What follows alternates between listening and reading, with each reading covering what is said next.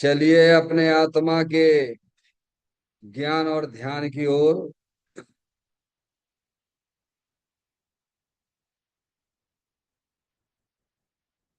अपने चंचल मन को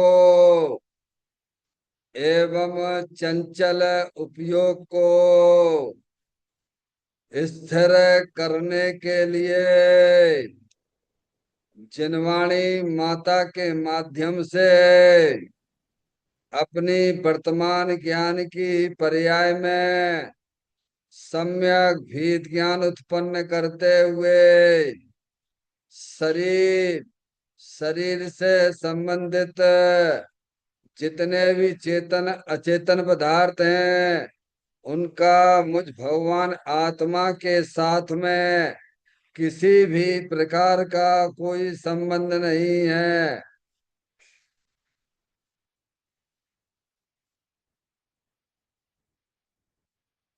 इस प्रकार समस्त पर पदार्थों में अपने संबंध की वृत्ति को छोड़ते हुए अंदर में जो अखंड ज्ञान ज्योति स्वरूप भगवान आत्मा है उसमें ही वर्तमान पर्याय का संबंध जोड़ते हुए कि मेरा यह भगवान आत्मा सदा काल शरीर आदि पर पदार्थों से भिन्न एकमात्र शुद्ध अखंड ज्ञान ज्योति स्वरूप है।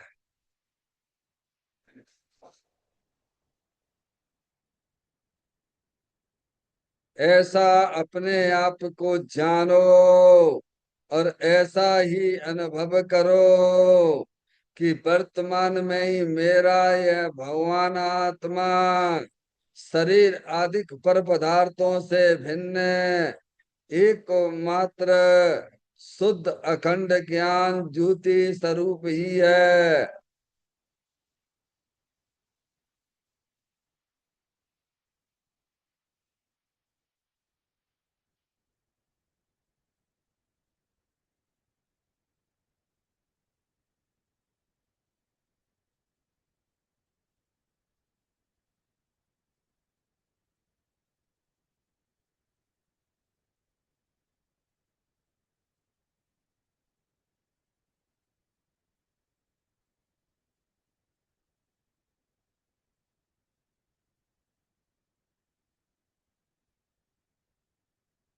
इसी प्रकार से संसार अवस्था में आत्मा की पर्याय में जो भी विविध विकार की पुण्य पाप के परिणाम दिखाई देते हैं वे समस्त परिणाम पर द्रव्यों के लक्ष्य से होने वाले भाव हैं। वे हमारे आत्मा का स्वभाव नहीं है। ऐसे समस्त रागादिक परिणामों में एकत्व बुद्धि, ममत्व बुद्धि, कर्तृत्व बुद्धि, भोक्तृत्व बुद्धि तथा उन रागादिक परिणामों की ज्ञाता बुद्धि को भी छोड़ते हुए अंदर में जो अखंड ज्ञान ज्योति स्वरूप भगवान आत्मा है जो कि सदा काल शरीर रागादिकों से भी भिन्न एकमात्र शुद्ध पूर्ण निराकुलता स्वरूप वाला है। ऐसा अपने आप को जानो और ऐसा ही अनुभव करो कि वर्तमान में ही मेरा यह भगवान आत्मा शरीर रागादिकों से भी भिन्न एकमात्र शुद्ध पूर्ण वितराग आनंद मूर्ति स्वरूप है।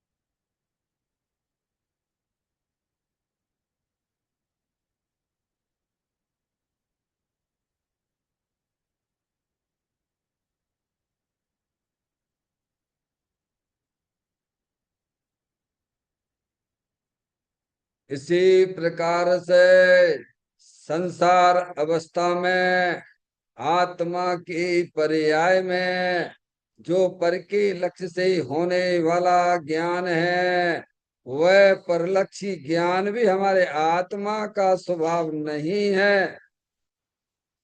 वह तो इंद्रिय जनित ज्ञान है। इस प्रकार शरीर रागादिक और परलक्षी ज्ञान के पर्यायों से भी भिन्न है। मैं तो एकमात्र शुद्ध अखंड ज्ञान ज्योति स्वरूप भगवान आत्मा हूँ। ऐसा अपने आप को जानो और ऐसा ही अनुभव करो कि वर्तमान में ही मेरा यह भगवान आत्मा शरीर रागादि और खंड खंड ज्ञान के पर्यायों से भी भिन्न है।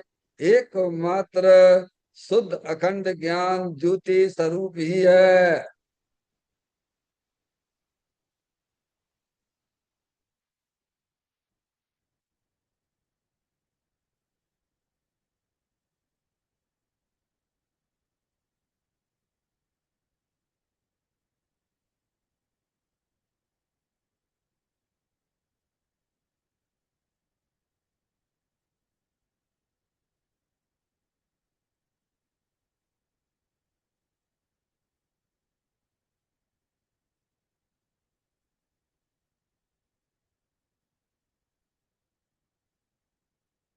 त्रिप कर्म भाव कर्म नौ कर्म रहित शुद्धात्म स्वरूपो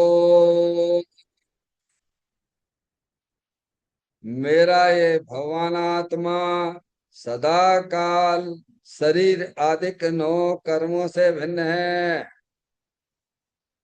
मेरा ये भगवानात्मा सदा काल ज्ञान वर्णादि आठ कर्मों से भी भिन्न है।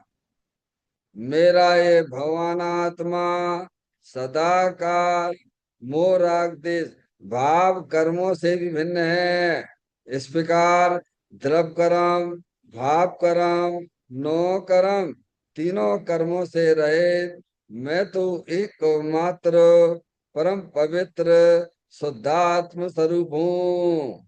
ऐसा अपने आप को जानो और ऐसा ही अनुभव करो कि वर्तमान में ही मेरा यह भगवान आत्मा तीनों प्रकार के कर्मों से रहित एकमात्र परम पवित्र शुद्धात्म स्वरूप है।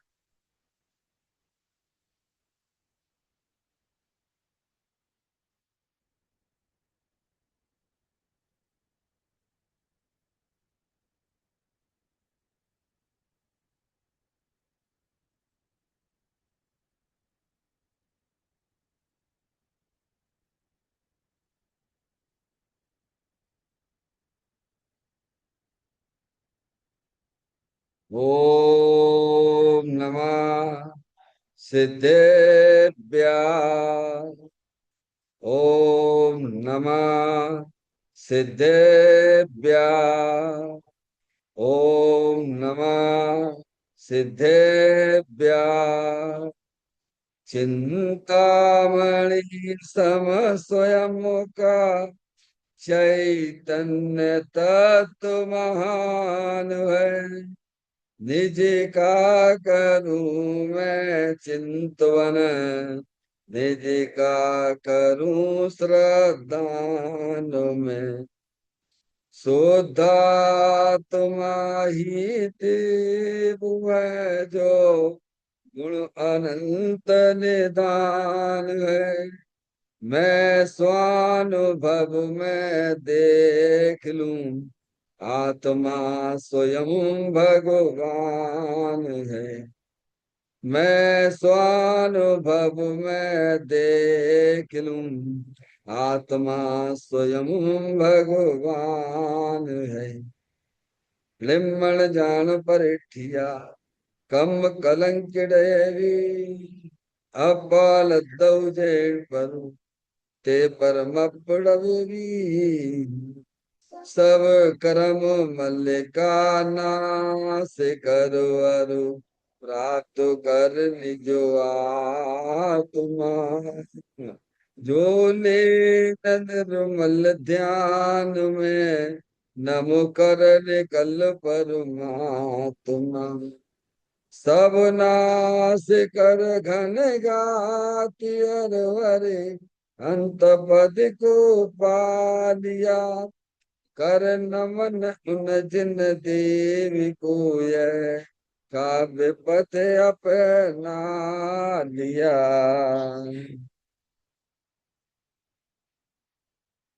श्री योग सार जी नामक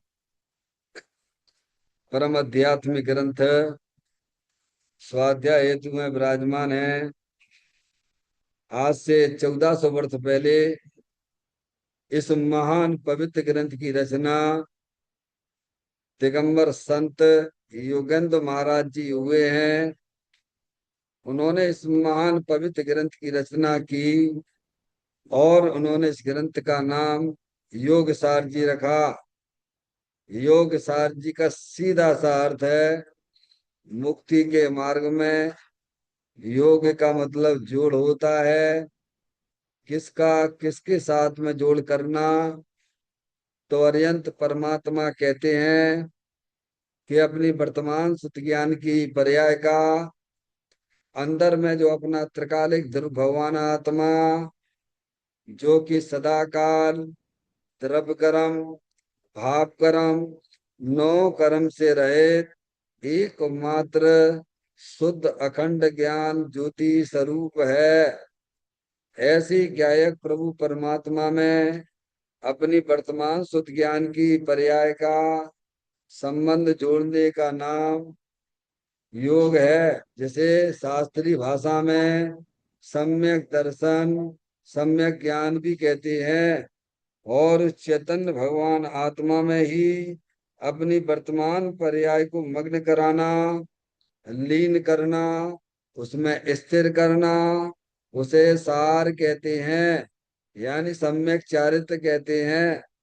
तो योग सार क्या हो गया?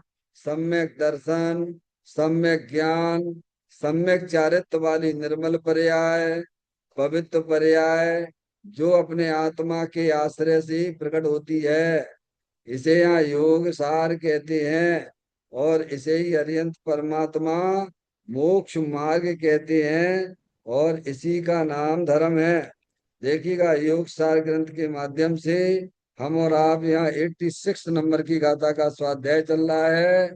इस गाथा का जो मूल विषय है, एक आत्मा का ही मनन करना चाहिए। मनन का मतलब क्या है? लीन करना, अपने उपयोग को अपने चेतन भगवान आत्मा में लीन करना। क्या करना? लीन का मतलब क्या है? अपने आत्मा का आनंद निरंतर लूटते रहना। समझ में आया भैया? ये आपका हमारा सबका कर्तव्य है, क्योंकि हम सब आप कोई लड़का लड़की नहीं है, जानने देखने वाली चैतन्य रूपी आत्म वस्तु है। इसीलिए हमारा सबका कर्तव्य है। भगवान ने ये कहा कि तुम ये काम करो, बस कुछ मत करो। तुम कुछ कर भी नहीं सकते हो। मिथ्या भ्रांति चल रही है तुम्हारी पर्याय। समय मैं परद्रव का कुछ करता हूँ, शरीर की क्रिया कुछ कर सकता हूँ, मैं राग कर सकता हूँ, ये सब तुम्हारी पर्याय में भ्रांति है। भगवान, तुम तो जानने देखने वाली चैतन्य रूपी आत्म वस्तु हो। जानने के अलावा तुम कुछ नहीं कर सकते हो। इसीलिए अपना पर्याय में भ्रम मिट के निरंतर अपने भगवान आत्मा को पहचानिए, उसकी दृष्टि करिए और निरंतर उसका आत्मा का आनंद लूटिए। समझ में आया वे? ये आत्मा का कर्तव्य है। ये गाथा में ये बात समझाई जा रही है। देखिए गाथा का पाठ करते हैं। तू अकेला इंद्री रहित मन बच तन से शोध हो, निज आत्मा को जान ले तो शीघ्र ही शिव से दो।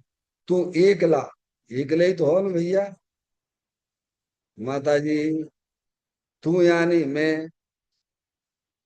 योगेंद्र महाराज कह रहे तू यानी मैं, संबोधन करके बोल रहे हैं ना। अकेला, अकेले हो के नहीं हो, अनादि काल से अकेले ही हो के नहीं हो। है पारसमणि, संगे काबू लेके आए थे कि अपन हैं लेके जाओगे क्या? नहीं, अकेले जानने देखने मूर्तिक अमूर्तिक भगवान आत्मा हो, अकेला अनादिकाल से। और कैसी हो? कह दिया इंद्रिय रहित मन, इंद्रिय रहित है क्या है? पांच इंद्रियों मन से रहित हो माता जी, इंद्रियां रहित। ये जो शरीर परिणाम को इंद्रियां हैं, हाँ, चाहे भले ही संयोग में हमारे साथ में एक इंद्री पर्याय है, समझ में आया भैया? एक इंद्री रही, स्पर्श इंद्री रही, तब भी तुम अकेले चेतनेश्वर भगवान आत्मा ही थे। दो इंद्रिय रही, तुम इंद्रियां हैं, इंद्रियों रहे तो अभी पांच इंद्रियां हैं आपके पास में। संगी पंचेंद्रिय पांच इंद्रियां हैं ये मनुष्य पर्याय में। इस समय भी तुम अकेले ही हो, जानने देखने वाली चैतन्य आत्म वस्तु हो। इस प्रकार से अपने आत्मा को पहचानिए। तो उन्होंने कहा तू एक अला इंद्रिय रहित मन वच तन से शुद्ध हो क्या? जब तुम अपने भगवान आत्मा को पहचानने जाओगे, समझ में आया, तो ऑटोमेटिक तुम जो है मन वचन काया से शुद्ध हो जाओगे। समझ गया यार? फिर उन्होंने कहा दूसरी लाइन में, निज आत्मा को जान ले। किसको जान ले? देखो भैया, मुक्ति जाने के लिए तो एक ही उपाय है, दूसरा कोई उपाय नहीं। आप जो सोचे बैठे हो कि हम भगवान की पूजा भक्ति करते करते हमारा कल्याण हो, तीन काल में ना होगा। आत्मा को जान लोगे तो दुनिया की कोई ऐसी शक्ति नहीं जो आपको मोक्ष है पर्याय में प्रकट किए बिना नहीं है। समझ में आया? प्रकट हुए बिना ना रहे, ऐसी दुनिया में कोई शक्ति नहीं है जो आपकी पर्याय में परमात्मा दशा प्रकट ना कर सके, रोकने से रोके आपकी पर्याय। बस शर्त यह है कि तुम अपनी आत्मा को जानोगे तो नियम से तुम्हारी पर्याय में परमात्मा दशा प्रकट हुए बिना रहेगी नहीं। समझ में आया? तू ये कहला निज आत्मा को जान ले तो शीघ्र ही फटाफट है। हाँ समझ लो, फटाफट काम होते हैं यहाँ पे। अरे आत्मा की शक्तियां तुम पहचानो तो भाई, कितने शक्तिशाली हो, पता ही नहीं है। हम तो शरीर की है, शरीर को अपना जाने माने बड़े मुर्दा। समय में आए, ये हर समय बदल रहा है, हर समय बदल रहा है, हर समय बदल रहा है, तुम्हें नहीं दिखाई दे रहा? जैसे माइक बदल रहा है कि नहीं बदल रहा है, बोलो। ये बताओ, माइक बदल रहा है कि नहीं बदल रहा है? हर समय बदल रहा है कि नहीं बदल रहा है? माइक भी जड़ है, और ये शरीर भी क्या है, जड़ है के चेतन है? तो ये भी हर समय बदल रहा है। क्या कहा? आगे माता ही समझ में। और अंदर जो रागादिक पंडितियां हैं, वे भी हर समय बदल रही हैं। जो दुख रूपी पर्याय है ना माता जी, वो भी हर समय बदल रही है। अंदर जो आठ कर्मों की रचना है, वो भी हर समय बदल रही है। और जो जानने देखने वाला भगवान आत्मा है, वो जानने देखने रूप से वर्णन कर रहा है। क्या है? पर्याय में वो भी हर समय बदल रहा है। नहीं, द्रव्य स्वभाव से एक रूप है। समझ में आए भैया? तो इन चारों में से आप पहचान लीजिए कि आप कौन है। इतना तो दिमाग लगाने पड़ेगा, नहीं लगाने पड़ेगा? दुनिया भर में दिमाग लगाते हो नहीं? समझ गए ना आप? यहाँ लगाइए आप मोक्ष मार्ग। तो तुम आत्मा को जान जाओगे तो समझ लो तुम्हारी पर्याय में परमात्मा दशा प्रकट हो जाएगी। और आत्मा को नहीं जाना, चाहे कितनी भी भगवान की पूजा करते रहो आप, कितना भी स्वाध्याय करते रहो, दूसरों को सुनाते रहो, उससे तुम्हारा कल्याण नहीं होगा। अपनी आत्मा को जानने से, अपनी आत्मा का आनंद लूटने से, नियम से, गारंटी से उसकी पर्याय में मोक्ष दशा आएगी। और ऐसे नहीं फटाफट फटाफट। बताइए आप। हम्म? ये गाथा में ये सिखलाती है। देखिएगा इसके पोल पे अपन चलेंगे, 161 पेज पे आइए।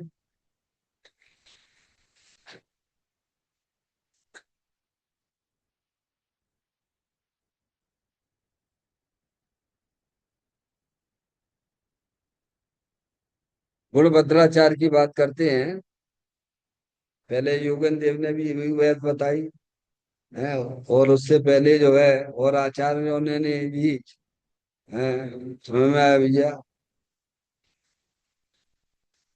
ग्रंथ का हवाला दे के बात करी उन्होंने। तो उन्होंने भी कही कि भाई अगर जो सम्य दृष्टि हो गए हो, तुम ज्ञानी हो गए हो, है, तुम्हारा आसक्ति का परिणाम भी अभी है, वर्तमान में है, उसे स्वीकार करो।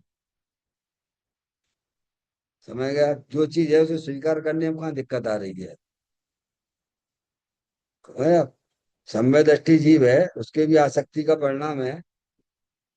तीन चौबड़ी कसाय का सद्भाव है, समय में है। लेकिन अब क्या है, उसे बहुत ज्यादा तकलीफ हो रही है। अब प्रत्याख्यान आदि वाली जो जो कसाय हैं उनसे उसे तकलीफ हो रही है, तो घबराने की जरूरत नहीं है। कोई बात नहीं है, आप शादी कर लीजिए आप। क्या कहा उन्होंने? समझ में आया? घबराने की जरूरत नहीं है। अरे भाई, आप पार्टनरशिप करते हो, काय के लिए करते हो? कल मैंने कहा था, उस पार्टनरशिप में भी स्वाधीनता के लिए दृष्टि रहती है। केवल पार्टनरशिप के लिए पार्टनरशिप नहीं है वो। क्या है? वो एक हमारी कमजोरी है। किसी प्रकार की कोई कमजोरी है, इसीलिए पार्टनरशिप कर रहे हैं। ऐसे ही शादी ब्याह वो है, वो पार्टनरशिप है भगवान। उसमें स्वाधीनता का मार्ग देखिए। वो मजबूरी है। समझ में आया?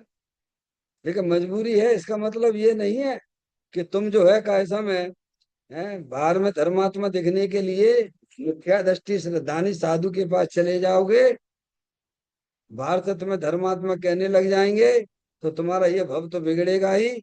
और जो उल्टे संस्कार पड़ेंगे, समझ में आए भैया, वो भी तुम्हें ही भोगना पड़ेंगे।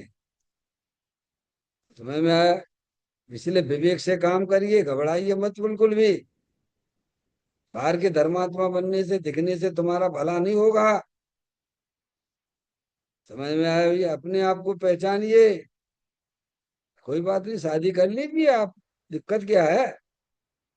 हमारे तीर्थंकर आदि पे भी शादी करते हैं भगवान।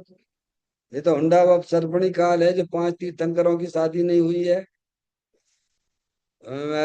बाकी सभी तीर्थंकर शादी करते हैं। शादी करना कोई जो है मिथ्या दृष्टि के लक्षण नहीं है जी। वो चारित्र का दोष है। कौन सा दोष कहलाएगा?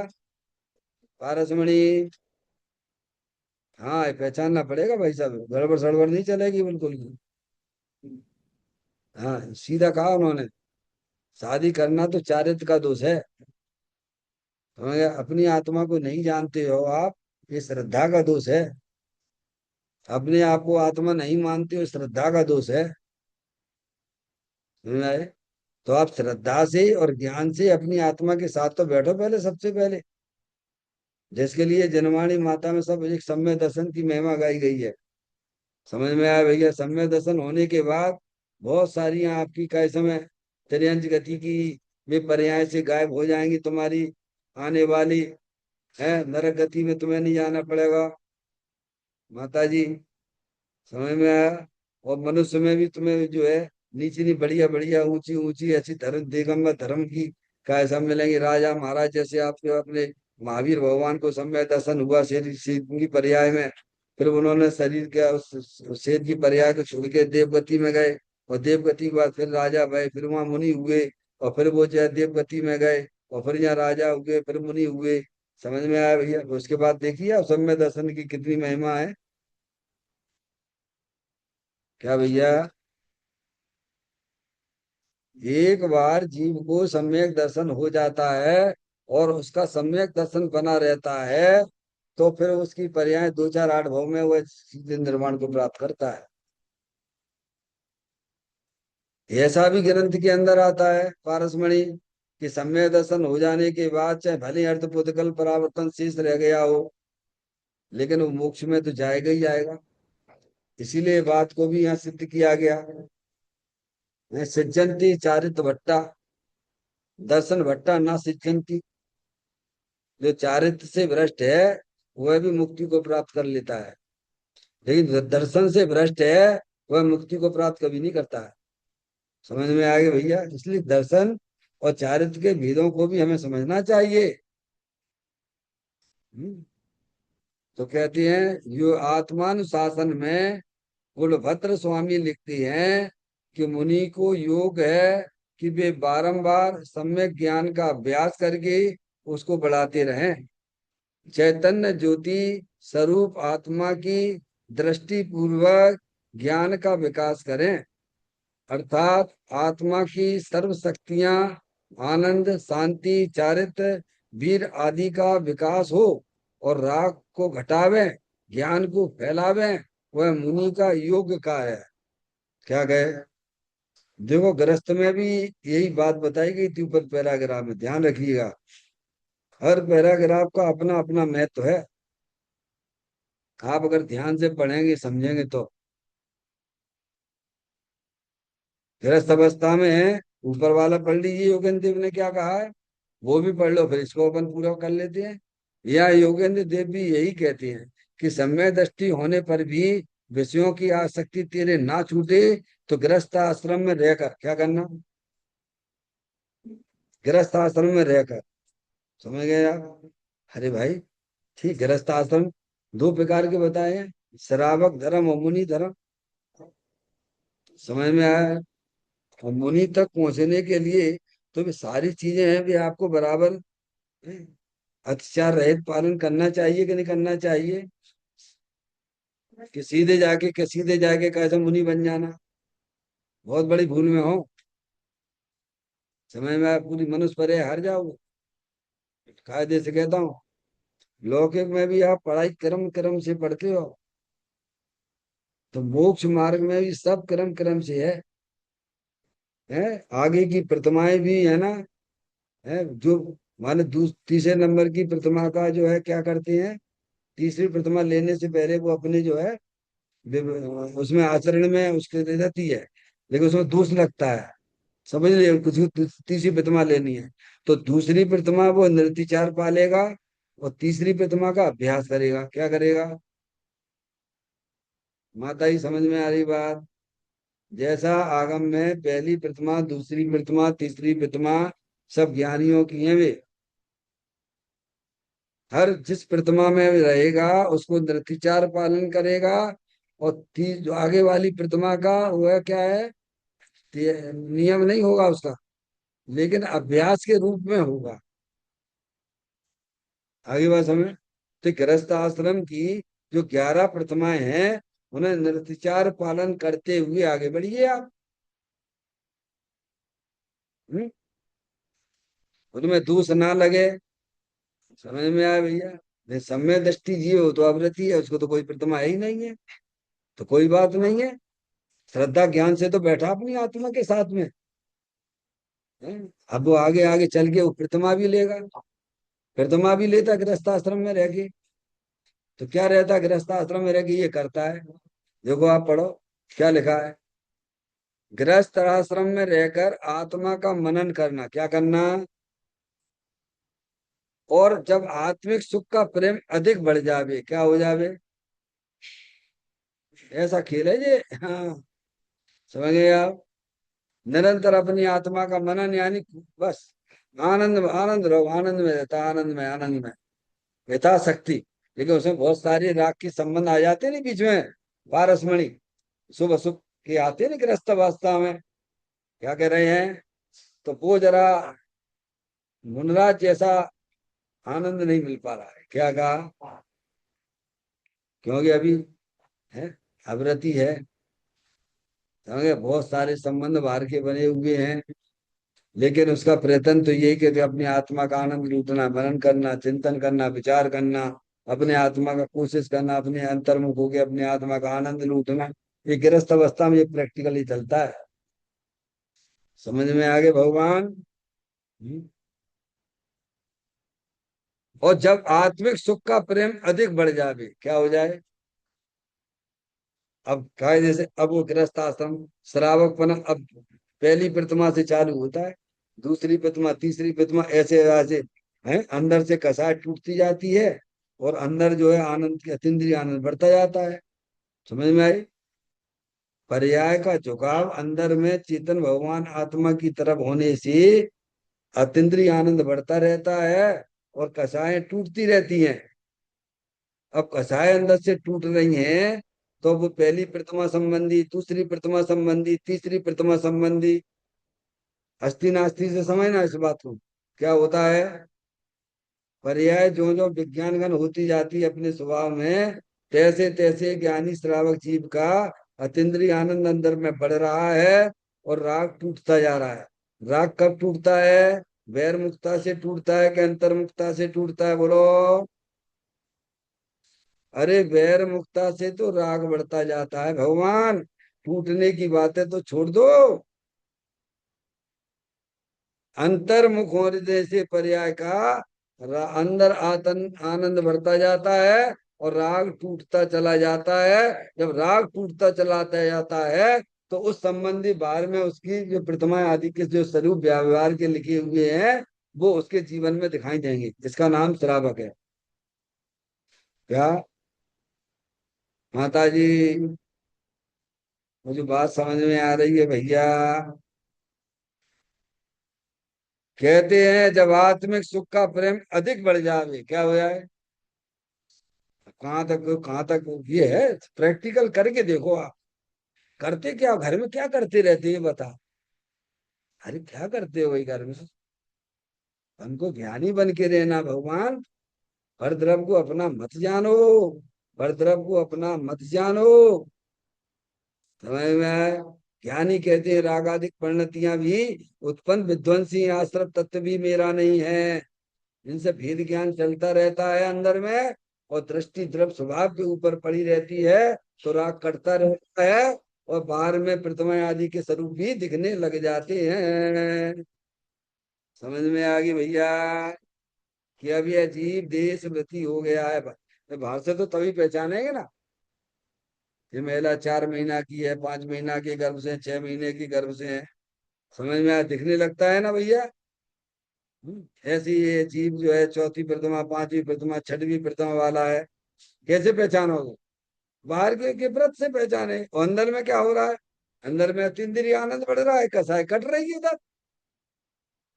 समझ में आया भैया? हम्म। जब आत्मिक सुख का प्रेम अधिक बढ़ जावे, विषयों का रस फीका पड़ जाए, क्या हो जाए? हाँ ऐसा ही है, गजब का काम है। विषयों का रस फीका पड़ जाए, कहीं आसक्ति ना हो तो जितने कहीं आसक्ति ना हो तो जितेंद्रिय होकर निरंतर आत्मा का मनन में लगना, क्या लग मगन मनन में लगना, आत्मा का मनन में लगना, अर्थात मुनि होकर स्वरूप में लीन होने हो जाने योग हो। अब उसकी पात्रता जम गई, क्या हो गई है? अब छोड़ो भैया। अब तो खूब आनंद अपन ने। तो गृहस्थ अवस्था में पार्टनरशिप करी थी उसने, मजबूरी में की थी। क्या कह रहे हैं पारसमणि? गृहस्थ अवस्था, शादी ब्याह एक मजबूरी है। उस मजबूरी में स्वाधीनता ढूंढा है उसने, अपने आत्मा का विकास किया है। अतीन्द्रिय आनंद खूब बढ़ने लग गया। बस भैया, अब तो मैं अपने आत्मा के पास जा रहा हूँ, उसके साथ रमण करूंगा। स्त्री से क्या बोलता है? हे देह को रमाने वाली स्त्री, है? समझ गया? तो मुझे माफ करना, अब मेरा काम हो चुका है। अब मैं तो जो है अपने आत्मा के साथ रमण करने के लिए जा रहा हूँ। समझ में आया? हम्म। शरीर को जन्म देने वाले पिता मम माता पिता, क्या? अब मैं जा रहा हूँ। इस योग उसकी परिणति हो जाती है गृहस्थ अवस्था में। समझ में आ गया भैया? अब तो मैं अपने आत्मा के साथ रमण करूंगा आगे। समझ में आया? तब कहते हैं योगेंद्र देव भी यही कहते हैं कि सम्यक दृष्टि होने पर भी, देखिए नीचे, ये तो हो गया। आत्मानुशासन में गुणबद्ध स्वामी लिखते हैं और आचार का दिया। वहां मूलाचार का दिया पहले, मूलाचार का दिया था ऊपर, फिर योगेंद्र देव का दिया। और अब जो है आत्मानुशासन गुणभद्र आचार बहुमंत, बोलो। है, बोलो, एक नहीं है।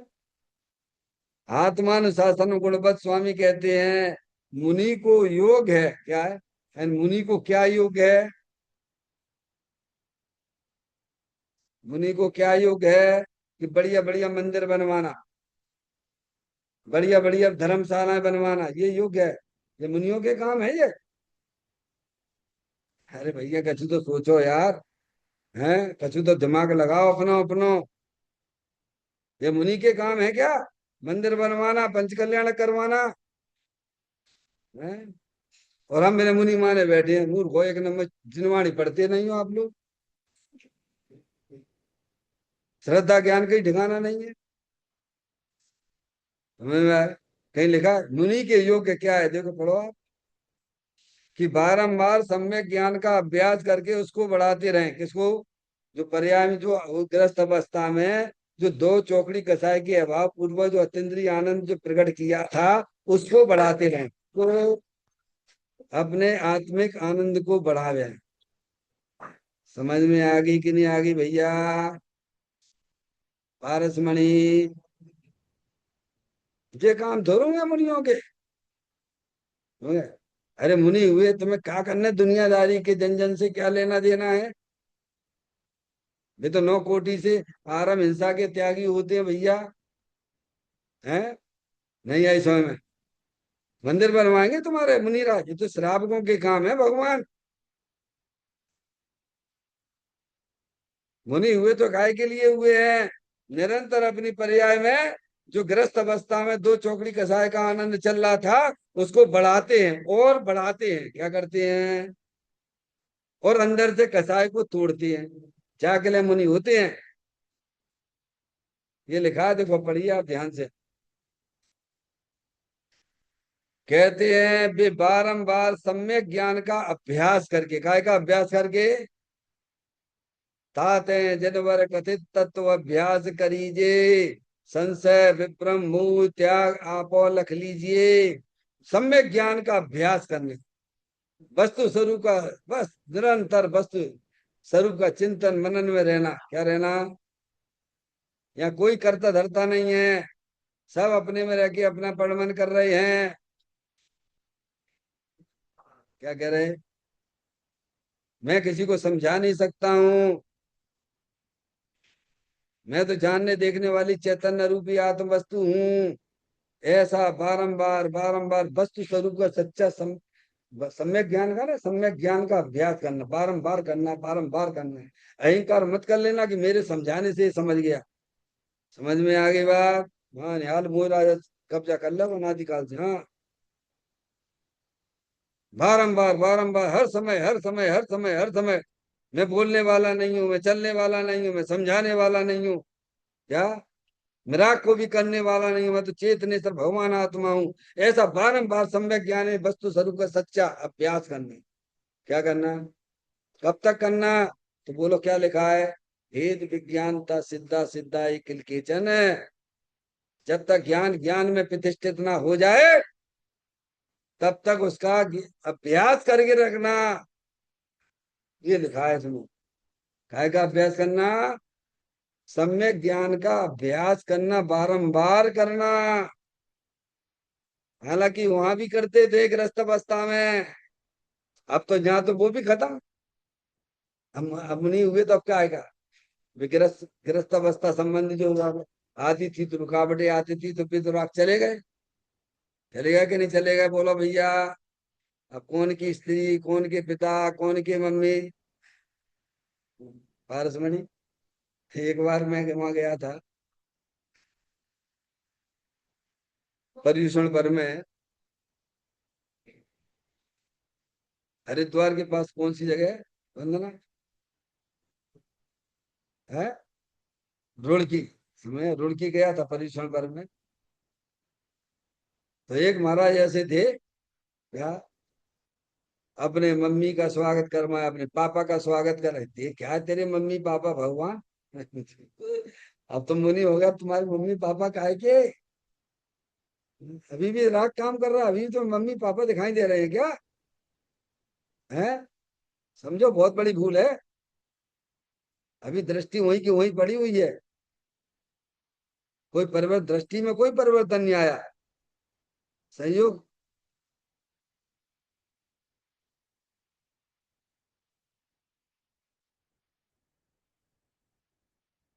और खुद करवाए तो, खुद करवाए तो है।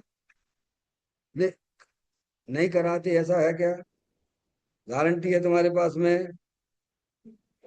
नहीं, ऐसे ऐसे नहीं होती, खुद नहीं करवाते, ऐसा है क्या? भ्रम में हो बहुत बड़े। हाँ, हम ज्यादा बड़ी बात नहीं कर रहे, सब कानों से आंखों से देखी हुई बात बता सकता हूँ। हैं? जो बहुत बड़े सम्राट बने बैठे हुए थे, उनकी बात बता दूंगा आपको। हाँ, मैं भैया, मैं वहीं से निकल के आया हूँ, उन्हीं के बीचों में से निकल के आया हूँ। हाँ, तुम तो देखा देखी कह रहे हो ऊपर से, सुना सुनी कहते हो। अंदर क्या चल रहा है तुमको कुछ नहीं पता है। समझ में आया भैया? कोई निंदा की बात नहीं है, पर वो काम हमारा नहीं है। क्या कहा? दृष्टि बदलिए, ठीक है कि नहीं? अरे आप स्थूल रूप से तो जनवाणी माता के अनुसार उनकी परीक्षा कर सकते हो कि नहीं कर सकते हो? और करना चाहिए कि नहीं करना चाहिए, मुझे ये बताओ। ओ, देव शास्त्र गुरु तो सर्वोत्कृष्ट पदार्थ है, इनके आश्रय से धर्म होता है। और इनमें ही अगर तुम शिथिलता रखोगे, तो अन्य धर्म यानी पुण्य तुम्हें कैसे होगा, बोलो भगवान?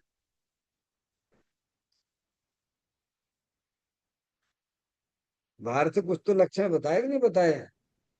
अरे मुनराज के बाहर के लक्षण जिनवाणी में लिखी है कि नहीं लिखी है? तुमने देखे उसमें 28 मूल गुणों का स्वरूप जानते हो क्या? वे फिट बराबर होने चाहिए कि नहीं होने चाहिए? ये बात तो हमें समझ में आती है कि नहीं आती है? क्या माता जी? तो कहते हैं कि मुनराज हो गए, इनके योग्य काम क्या है? योग्य काम बता रहा है इसमें। ये योग्य काम है कि बारंबार सम्यक ज्ञान का अभ्यास करके उसको बढ़ाते हैं, उसको बढ़ाते हैं यानी जो आत्मिक सुख जो दो चौकड़ी कसाय के अभाव पूर्वक ग्रस्त अवस्था में प्रकट किया था, उसको बढ़ाते हैं। उसको बढ़ाते का मतलब समझ गए? किसको बढ़ाते हैं? और अतीन्द्रिय आनंद बढ़ाते हैं। क्या करते हैं वे? इनलार्ज करते हैं। पर्याय में क्या? अतीन्द्रिय आनंद बढ़ाते हैं। कहाँ होता है सब इनलार्ज? ये विकास कहाँ हो रहा है अतीन्द्रिय आनंद का? पर्याय में। किसके आश्रय से हो रहा है? तुम्हारे घर में कुआं है, पानी कहाँ से आ रहा है? बर्तनों में पानी कहाँ से भरा जा रहा है? और कुआं में है ना भैया। ऐसे ही भगवान आत्मा अतीन्द्रिय आनंद स्वरूप है ना भैया। उसकी दृष्टि करते हैं, उसका आश्रय लेते हैं मुनराज श्रावक, और आनंद बढ़ाते रहते हैं। और राग करता रहता है। क्या होता है? आगे ये लिखा उन्होंने, देखिए आप। चैतन्य ज्योति स्वरूपी आत्मा की दृष्टि पूर्वक, देखिए आप कैसे बढ़ाते हैं, ये भी विधि बता दी। गजब कर दिया, देखो तो क्या शैली है ज्ञानी की। अब जहाँ में हमें कितना दिमाग लगाना है, पारस लीजिए बताओ। यहाँ में दिमाग लगाने की कुछ बात है यहाँ में क्या? वहां की दृष्टि करो। हम आपसे कहें भगवान के दर्शन करो। अब सीधी तो बोले भगवान के दर्शन करो। तो जहाँ में क्या दिमाग लगाना है तुम्हें? अरे का दिमाग लगाना है माता जी? वे भगवान बैठे हुए हैं, तुम उनके दर्शन करो। अब जहाँ में तुम्हें क्या दिमाग लगाना पड़ेगा? माधुरी, कितना सरल काम है। अब वो सरल दिखता है, और यहाँ दृष्टि लगाने की बात करते तो कठिन लगता है, क्योंकि आत्मा दिखते ही नहीं है। हमारी समस्या मई की मई पड़ी हुई है। दिखता नहीं कि हम देखते नहीं है।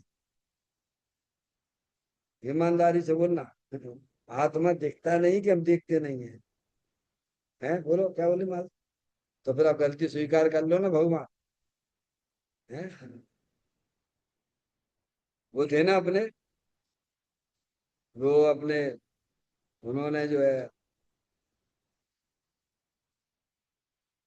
धर्मदास छुल्लक, धर्मदास छुल्लक, ठीक है कि नहीं? धर्मदास छुल्लक जो है, उनके गुरु ने कहा, बोलने पूछी भगवान कहाँ है? वे बैठे पार्श्वनाथ, वो सम्य शिखर जी की बात है। वो ऊपर बैठे, वहां चले जा, वहां भगवान मिलेंगे, चले जा। तो 12 साल तक वे जो है ऊपर से नीचे, नीचे से ऊपर तक होते रहे धर्मदास छुल्लक। ऐसा उन्होंने खुद लिखा है, हम ना कह रहे हैं, धर्मदास छुल्लक ने खुद लिखा है उसने। उनके गुरु ने कही कहाँ भगवान के दर्शन करने में, चले जाओ वहां बैठे भगवान, चले जाओ। 12 साल तक सीधा नीचे से ऊपर, ऊपर से नीचे होते रहे। फिर थक थकाए के आ गए, गुरु जी हमें तो भगवान के दर्शन भय नहीं। क्या तो अंधा है क्या, जानने वाले को नहीं जानता?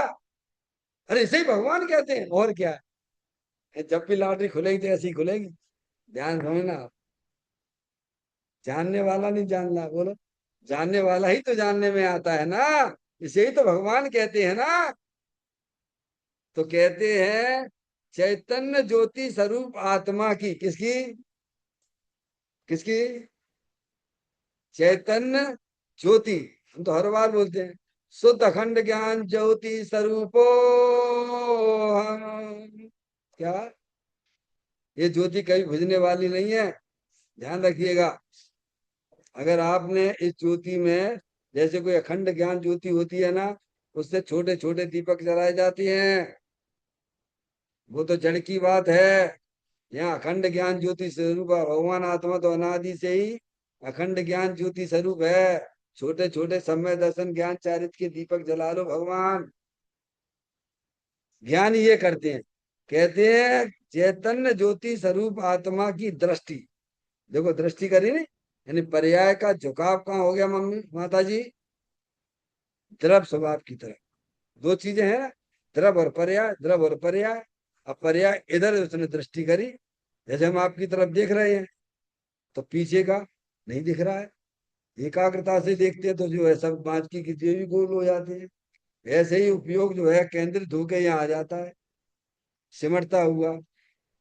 कर सीमित निज ज्ञान को प्रगटो केवल ज्ञान। अब हम ज्ञान को सब जगह क्या कर रहे हैं, शुद्ध ज्ञान की पर्याय का दुरुपयोग कर रहे हैं। 5 इंद्री के विषयों में लगे रहते, 24 घंटा उसी में लगे रहते, वहीं लगाते रहते हो। समझ में आया? उसको ज्ञानी ने भेद ज्ञान के द्वारा सब पर पदार्थों से सिमटता हुआ अंदर अखंड ज्ञान ज्योति स्वरूप की दृष्टि करके, यानी सम्यक ज्ञान सम्यक दर्शन हुआ। ज्ञान का विकास करे, ज्ञान ऐसे विकास होता है, कैसे? पर्याय में ज्ञान का विकास कैसे होता है? इसीलिए पांडे राजमल जी साहब ने कलश टीका में ये बात लिखी है। पहला श्लोक है ना, नमा समय साराय स्वानुभूतिया चकासे चित स्वभावाय भावाय सर्वभावांत चिद, इसकी व्याख्या की उन्होंने।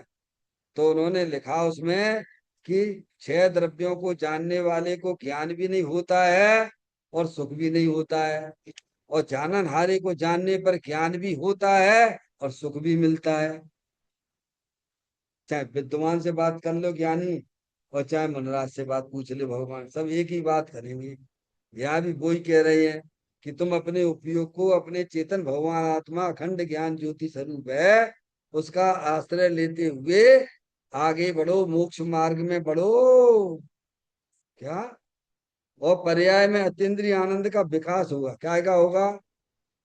ज्ञान का विकास करें। ये मुनराज का और श्रावक का भी यही कर्तव्य है कायदे से, क्योंकि श्रावक भी आत्मा है और मुनराज भी आत्मा है। तो दोनों का कर्तव्य क्या रहा बोलो? कि अपनी पर्याय में अतीन्द्रिय आनंद का विकास करें। क्या कह रहे हैं भगवान माता जी? हाँ ये कर्तव्य है, दोनों का कर्तव्य यही है। हम्म, तो ज्ञान का विकास करें, अर्थात क्या? आत्मा की सर्व शक्तियां वे हैं क्या नहीं है? माधुरी तुम्हारे पास है क्या नहीं है? पारसमणि आपके पास? अरे बोलो भगवान, है तो क्या कर रही है? उनको विकसित करो। अरे सबके ही पल्ले लाल लाल बिना कोई नहीं, और गांठ खोल देखी नहीं ताते भयो कंगाल। सभी आत्माएं सिद्ध भगवान जैसी शक्तियों को रखे हुए हैं, पर मिथ्यात की गांठ बांधे हुए हैं। शरीर राग आदि को अपना जानते मानते हैं, आत्मा के स्वरूप को जानते ही नहीं है। तो गांठ लगी भैया क्या है? और भाई खोल लो भेद ज्ञान के द्वारा, वस्तु स्वरूप का सच्चे ज्ञान के द्वारा खोल दीजिए आप। तो कहते हैं आत्मा की सर्व शक्तियां, आनंद, शांति, चारित्र, वीर आदि का विकास हो। क्या होगा? कब होगा विकास? अरे बोलो भगवान, यहीं से बोलो ना। आपके पास अनंत शक्तियां हैं। वे अनंत शक्तियां अनंत काल से पड़ी हुई हैं, पर ज्यों की त्यों पड़ी हुई हैं, उनका कुछ भी बिगाड़ सुधार नहीं होता है। समझ में आया भैया? बिगाड़ और सुधार तो पर्याय तक ही सीमित है। शक्तियां तो ज्यों की त्यों सभी आत्मा में हैं। जो अपनी शक्तियों को पहचानते हैं, जो अपनी शक्तियों की दृष्टि करते हैं, उनकी पर्याय में वे शक्तियां व्यक्त होने लगती हैं। समझ में आ गई भगवान? तो ये काम करो ना भगवान। कैसे? उपयोग का जो दिशा है ना, जो बैरमुखी थी अनादि काल से, वही उपयोग अंतर्मुख होता हुआ उन शक्तियों को विकास करता रहता है, यानी व्यक्त होती रहती है। इसका नाम मोक्ष मार्ग है। शक्तियों की पर्याय में व्यक्तता हो जाने का नाम मोक्ष मार्ग है। समझ में आ गया भगवान? और ये चौथे गुण स्थान से प्रारंभ हो जाता है। आपसे एक दृष्टांत दूं आपको। देखो, आप लोग दही जमाते हो ना माता जी, उसमें जो भी जामुन डालते हो जमने की अवस्था के लिए, तो आपने जैसे ही जो है वो आपने जामुन दूध में डाला, और डालते ही दूध क्या आ गया? फट। क्या हो गया? क्या हो गया? नहीं फटा। डाला, और डालते ही कहते हैं क्या हो जाएगा? अब आपको अभी थोड़ा फटा है, नहीं फटा तो गर्म करके देख लो, मालूम पड़ जाए फटो कि नहीं फटोगा। ठीक है। ऐसे ही है कि नहीं? उसी समय दूध फट भी गया। समझ में आया भैया? तो फटा है दूध तो काय के लिए फटा है? दही बनने के लिए। तो दही बनने में तो थोड़ा टाइम देते हो कि नहीं देते हो? हैं? ऐसे ही ज्ञानी, चौथे गुण स्थान वाला, उसने अपनी ज्ञान की पर्याय में भेद ज्ञान की ज्योति जला ली। तो उसका क्या है? समझ में आया भैया? वो अंदर से अतीन्द्रिय आनंद फट गया। क्या आ गया? क्या? अब वो है। अब जैसे दही के लिए आप इंतजार करते हो, 5-7 घंटे का इंतजार करते हो, कैसा नहीं बार बार देखने लगते हो? देखते हो क्या माता जी? तो देखने लगो तो कि जमो के नहीं जमे पारसमणि है, तो दही जमेगा होगा। चुपचाप शांति से बैठ जाओ 7 घंटे, उसके बाद देखना दही जमता है कि नहीं जमता, थप्पा जम जाएगा। समझे? ऐसे ही ज्ञानी जीव ने गृहस्थ अवस्था में भेद ज्ञान की ज्योति, भेद विज्ञान है नहीं, वो क्या किया है? जामुन डाल दिया, भेद विज्ञान का जामुन डाल दिया है। अब वो देखना नहीं पड़ता। क्या कहा? अपना अंश पर में नहीं मिलाना, पर का अंश अपने में नहीं मिलाना। और वो धीरे धीरे धीरे धीरे बढ़ता हुआ है, गृहस्थ शराबक अवस्था आ गई, और फिर मुनि अवस्था आ गई, और फिर जो है बढ़िया सा दही जम जाएगा, केवल ज्ञान। क्या हो जाएगा? शांति रखना पड़ती बहुत। ये जल्दबाजी का मार्ग नहीं है, समझने का मार्ग है ये। कहते हैं आनंद, शांति, चारित्र, वीर आदि का विकास हो, और क्या होगा? इधर विकास, इधर अतीन्द्रिय आनंद बढ़ रहा है, और इधर राग क्या हो रहा है? राग घटता जा रहा है। क्या हो रहा है? देखो, जिन चीजों से अपन परेशान थे आश्रम से, हैं? कहा कौन से माता जी? क्रोध, मान, माया, लोभ, आस, रति, अरति, शोक, भय, जुगुप्सा, स्त्री वेद, पुरुष वेद, नपुंसक वेद से अनादिकाल से परेशान थे। उन्हें तुम्हें काटना नहीं आता था। श्री गुरु के द्वारा काटने की विधि बताई जा रही है। तुम अपने चेतन भगवान आत्मा को पहचानो, तुम उसकी दृष्टि करो, तो तुम्हारी जो है ना वे कसाएं जो है ना जिनसे परेशान हो रहे थे, वे अपने आप कटने लग जाती है। क्या होगा भगवान? अब ये काम तो करते नहीं है जो करने चाहिए। क्या आगे बात सुने? तो इधर, इधर जो है अतीन्द्रिय आनंद बढ़ता है द्रव्य स्वभाव, पहले देती है द्रव्य स्वभाव के अवलंबन से। पॉइंट समझना, पहले ऊपर बोल दिया था वो, है ज्ञान अभ्यास के द्वारा द्रव्य स्वभाव के अवलंबन से दृष्टि पूर्वक क्या है? अंदर में अतीन्द्रिय आनंद बढ़ता जाता है, शांति बढ़ती जाती है पर्याय में। और राग क्या हो जाएगा, राग घटावे। देखो मैं आपको बार बार कह रहा हूं, चाहे वह चरणान योग हो, चाहे वह कर्णान योग हो, और चाहे आपका द्रव्यान योग हो, चाहे उसका प्रथमान योग, चारों ग्रंथों का प्रयोजन केवल राग को घटाना है और वीतरागता प्रकट करनी है। समझ में आ गया? किसी शैली से घबराना मत। कोई आपको कितना भी कहे, चरणान युग की शैली भी राग घटाने के लिए है, वहां उपदेश की शैली है वो भी राग घटाने के लिए है, और वस्तु सब द्रव्यान योग भी राग घटाने की बात करता है। ऐसा तो नहीं कि चरणान योग की से चरणान योग का प्रयोजन जो है राग बढ़ाने का है क्या? नहीं, ऐसा नहीं, गलत अर्थ अर्थ निकालते हो आप लोग। चरणान योग हो, कर्णान योग हो, प्रथमान योग हो, चाहे द्रव्यान योग हो, चारों अनुयोगों का प्रयोजन राग को घटाना, वीतरागता प्रकट करना। चाहे वह सिद्धांत की शैली हो और चाहे उपदेश की शैली हो, दोनों ही शैली में वीतरागता बढ़ाने की बात आती है और राग को घटाने की बात आती है। देखो क्या है, मैं आपको बताऊं। पिताजी हैं, अपने बालक से कहते हैं, बेटा, पिता बच्चा कहे कि हम तो सब बहुत पढ़ते हैं, बहुत पढ़ते हैं, हम तो लाइब्रेरी में भी पढ़ते हैं, जो पिताजी घर में ही पढ़ते रहते हैं, आप हमेशा देखते रहते हो। हम कभी कुछ करते हैं, हम मोबाइल हम नहीं चलाते, टीवी हम नहीं देखते, शादी ब्याह में हम नहीं जाते हैं, पर हम पढ़ते तो हैं। पर बेटा तेरा रिजल्ट क्यों फैला रहा है ये बता तू तो। हम तेरी सब दलील सुनने के लिए तैयार हैं, पर तू बता तेरा रिजल्ट फेल क्यों आया।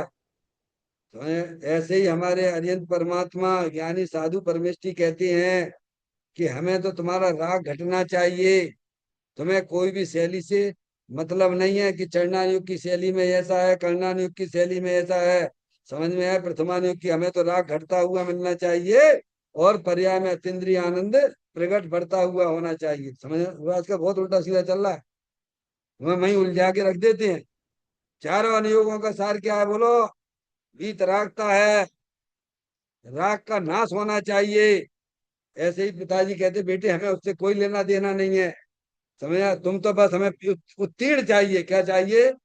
पास चाहिए। तुम क्या करते हो क्या नहीं करते हो, हमें उससे कोई लेना देना नहीं है।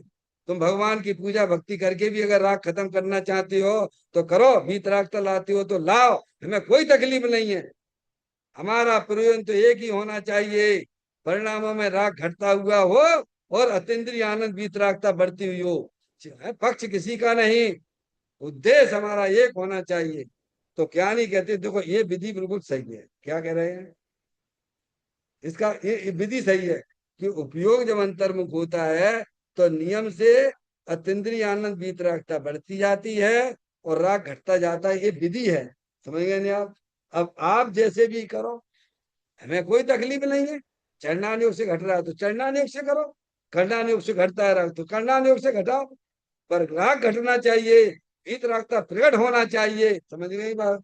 क्या भगवान की पूजा भक्ति से तुम्हारा राग घटता है तो उससे घटाओ, वीतरागता बढ़ती रहना चाहिए। कोई भी काम हो उसमें राग घटे हो वीतरागता बढ़े, उस लाइन पे चले जाए ना, मोक्ष मिले बिना नहीं रहेगा। कहते हैं वीर आदि का विकास हो और राग को घटावे, ज्ञान को फैलावे। कहाँ फैलावे? पर्याय में। कहाँ इनलार्ज होता है? पर्याय में इनलार्ज हो रहा है। कहाँ हो रहा है सब? ज्ञान को फैलावे, यह मुनि का योग्य कार्य है। देखो कि योग्य कार्य लिखा, मुनि का योग्य कार्य है। ये मुनि की मुक्ता से बात करी है, समझ आए? मुनि का योग्य कार्य है क्या है? निरंतर अपने उपयोग को ज्यादा उतत न भरमाए। और अपन भी समझिए, आप मैं कह रहा हूँ, बहन श्री ने भी बहुत अच्छी बातें लिखी है ग्रंथ के अंदर। देखो भैया, आत्मार्थी हो तो तुम ज्यादा परिचय मल में मत जाना। ज्यादा परिचय करोगे तो तुम्हारा उपयोग में राग राग बढ़ेगा। क्या होगा? अल्प भारी हो, अल्प परिचय वाले हो, समझ गए नहीं आप? और बातें करोगे, ये करोगे, फिर थक थकाए जाओगे, फिर क्या है? समझ गए नहीं आप? तो गृहस्थ अवस्था में भी हमारा राग घटता हुआ हो, भीतरागता अंतर्मुखता बढ़ती हुई हो, ऐसे चलते चलते तब मुनि अवस्था आती है। मुनराजों क्या किसी से लेना देना है, अपना देखेगा हम, ठीक है भैया, राग हुआ तो उपदेश दे दिया भैया, लिख लिया, लिख दी जिनवाणी में, समझेगा ना? लेकिन ये हमारा काम नहीं महाराज कहते हैं। हमारा काम तो निरंतर अपनी आत्मा का आनंद लूटने का काम है। समय वो नहीं रह पाते हैं, इसलिए शास्त्र भी लिखते हैं, संबोधन भी करते हैं, दीक्षा लेने वाले को दीक्षा भी दे देते हैं, पर ये उनके काम नहीं है। तो उनके योग्य काम तो यही है कि अंदर अतीन्द्रिय आनंद को बढ़ाते रहना और राग को हटाते रहना। चैतन्य का प्रति क्षण करो रे, भवि के अनंत दुख को पल में हरो रे। अक्षय अनंत निज स्तोख निदान पाओ, गाओ हरे नित इसी के गीत गाओ। गाओ हरे नित इसी के गीत गाओ।